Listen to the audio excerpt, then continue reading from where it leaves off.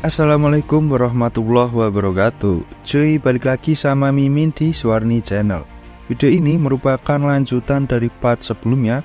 So, bagi kalian yang baru aja bergabung atau nemu video ini di beranda YouTube kalian, Mimin saranin untuk digas juga part sebelumnya agar kalian paham dengan jalan ceritanya. Baik, cukup, Mimin intro bentar dah.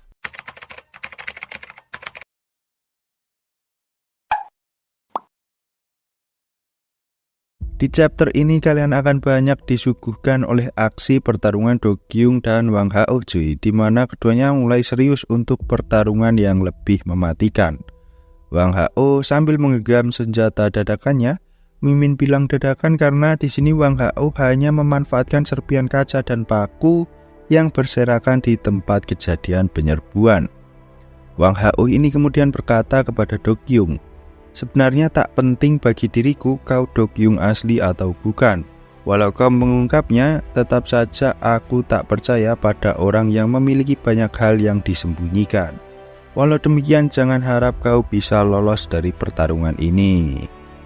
Di sini Do Kyung yang terlihat tersenyum mendengar ocehan dari Wang Hao dan berkata, "Aku sangat menantikannya. Tak perlu khawatir, aku tak akan lari. Dan sekarang ayo kita lihat seperti apa dirimu." Setelah berkata seperti itu, keduanya saling menyerang cuy. Serangan pertama di mana Wang Hao malah melemparkan senjatanya, sehingga membuat Do Kyung harus menangkisnya. Do Kyung dengan pengalaman bertarungnya sangat pandai membaca situasi. Perkiraan Do Kyung benar bahwa serangan tersebut hanya sebuah pengalihan perhatian. Saat Wang Hao ingin meninjunya, secara bersamaan Do Kyung menyerang. Namun Wang Hao ini memiliki kecepatan yang tak bisa diremehkan, dan genggaman pisau Do Kyung berhasil ditinjunya membuat pisau terlempar ke atas. Dengan cepat Wang Hao mengambil pisaunya dan langsung menusukkan ke arah Do Kyung. Do Kyung masih bisa bertahan dengan menangkis serangan tersebut. Kok bisa? Di sini terlihat serangan tersebut masih tertahan oleh jam tangan yang dipakai Do Kyung. Di momen tersebut adu kekuatan terjadi dan Do Kyung yang menggoda Wang Hao dengan berkata, "Apa kau tidak malu mencuri senjata orang lain, ha?" Setelah berkata seperti itu, Do Kyung dengan segenap kekuatan mendorong tangkisannya ke atas cuy, membuat pisau kembali melayang. Kali ini Do Kyung yang lebih cepat dari Wang Hao dan langsung menyabetkannya. Terlihat Wang Hao yang terluka pada bagian lengan atas.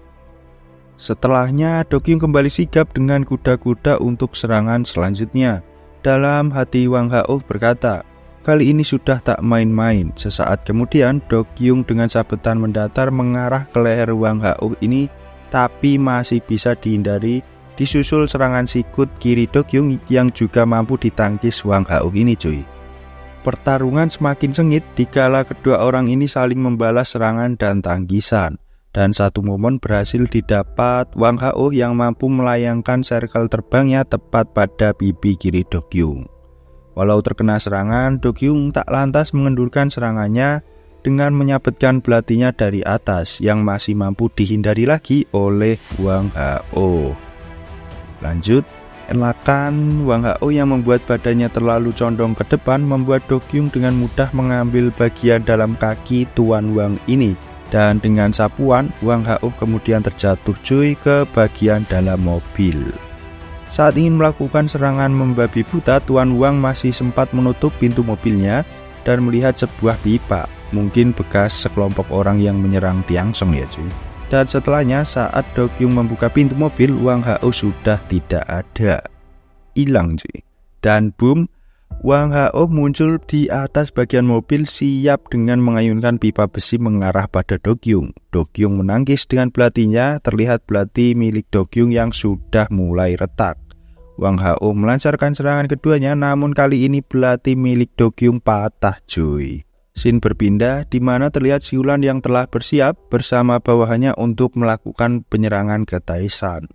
Si Wulan di sini masih tampak kesal kepada Yuhua karena tidak bisa mengambil keputusan dengan cepat dan berkata, "Dasar bodoh, kita harus menghajar Tae-san sebelum semuanya terlambat." Dan Yuhua yang masih terdiam dalam meja kerjanya sambil memikirkan perkataan Si Wulan yang ingin bertindak sendirian. Yuhua kemudian berkata, Apa yang bisa dilakukan dalam situasi seperti ini? Tak lama setelahnya, seseorang mengetuk pintu ruang kerja Yuhua dan mempersilahkannya masuk, cuy. Sosok di balik pintu tersebut adalah Changgu, penjaga bisnis mahjong di daerah Tiangsong. Sosoknya yang tidak lagi muda membuat setiap orang yang melihatnya pasti merasa peduli. Namun tak disangka di balik sosoknya tersebut menyembunyikan sesuatu yang berbahaya untuk terus dipertahankan di Tiangsong.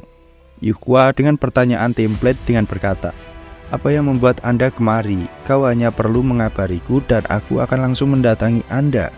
Changgu menjawab, "Tak masalah, di umurku ini lebih baik aku untuk banyak bergerak dan ku dengar ada keributan, jadi aku datang untuk mendengarkannya langsung darimu."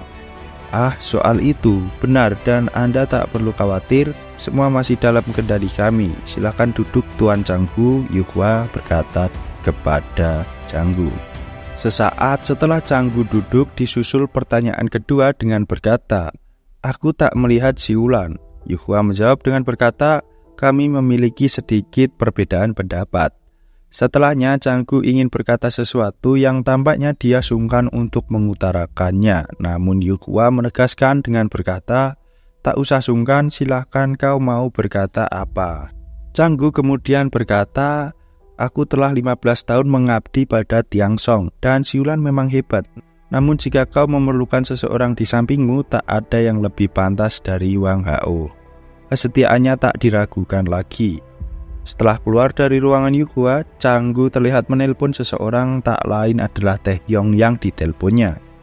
Changgu kemudian berkata, situasinya buruk hingga Siulan meninggalkan Yuhua untuk bergerak sendiri ke Taishan. Mendengar hal tersebut, Taehyung berkata, "Hentikan omong kosongmu, aku memang sudah sedikit membantu, namun kau sendiri yang menarik pelatuknya, dan kau menelpon seolah semua salahku."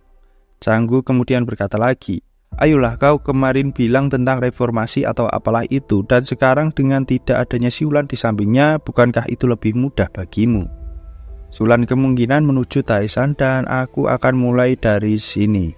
Terlihat beberapa orang telah siap untuk mengkudeta Yuhua, cuy. Dan Changgu berkata, "Hari ini dengan tangan Taishan, Yuhua akan mati." Scene Mimin pindah dulu ya, cuy, dimana Yuhua yang masih memikirkan perkataan Changgu dan mencoba menelpon Siulan. Tak bisa hanya menunggu, akhirnya Yuhua bergegas untuk menyusul Siulan. Terlihat Yuhua yang keluar dari ruang kerjanya, dimana 3 orang yang standby untuk melakukan penjagaan.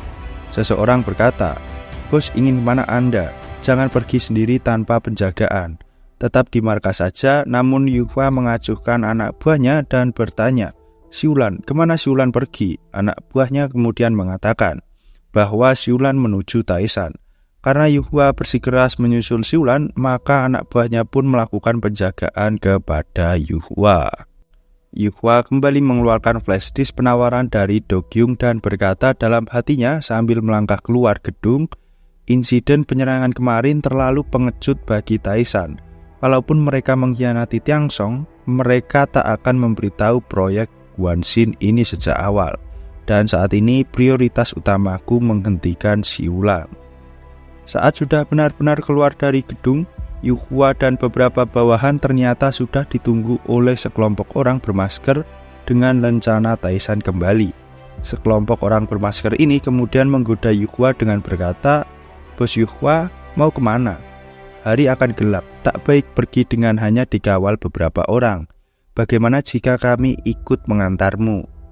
Mendengar perkataan orang bermasker tersebut, bawahan Yuhua yang masih setia tidak terima dengan berkata, "Dasar kau, kalian pikir kau siapa bicara seperti itu kepada bos Tiansong?" Dan mencoba melakukan gerakan serangan, namun ternyata orang dengan warna rambut pirang yang dari tadi mengawal Yuhua, seorang pengkhianat juga, dan memukul kepalanya dari belakang sambil berkata, "Bos, ini semua demi kebaikan Tiangsong." Bagaimana nasib Yuhua selanjutnya? Apakah dia bisa selamat dari kepungan orang bermasker dan juga pengkhianat? Nantikan keseruan jalan ceritanya hanya di Suarni Channel. Akhir kata, Mimin pamit undur diri dan jangan lupa minum susu setiap hari. Bye.